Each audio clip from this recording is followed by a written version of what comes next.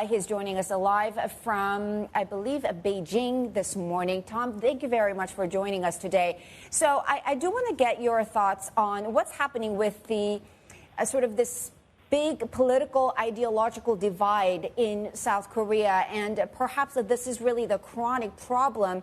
And we see that sort of amplified even more with this election being such a tight one. And what do you think that says about the status quo of the South Korean politics and perhaps what the public views, how the public views the political circle in the country?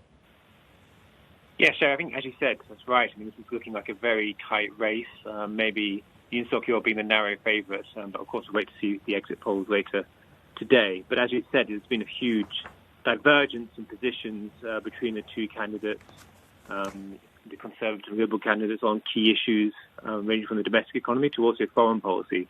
So this really is an important election for Korea and could have quite divergent implications for fiscal policy, as you mentioned, and housing policy, but also the way that South Korea approaches its relations with the United States and China in particular. So I would say this is a very important election and one which points to a divided electorate to some extent. If we do see a victory for Yoon from the PPP, he's going to be dealing with a parliament which is controlled by the Minju Liberal Party. So we can expect 2 years of legislative wrangling and fights in Parliament to try and get legislation and policy through. It does look like for the next 2 years, at least until the parliamentary elections comes around, this is going to be a divided political scene in South Korea. So, yes, likely 2.5 years of political gridlock if we get a conservative winner here.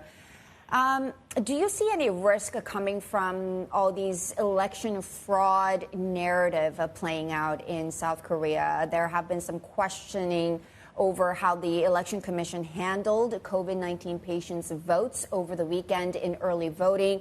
Any chance of perhaps the loser or the candidate that has been declared to be losing in this election, not really conceding, and that leading to more political uncertainty?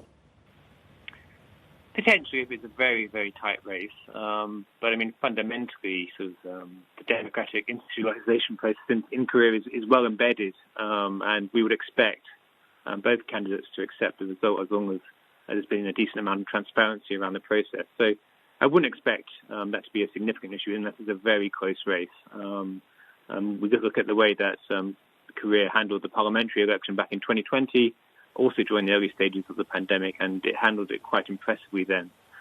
This time around, perhaps a few issues here and there, but overall, we expect the result to be accepted by different parties when it comes out later.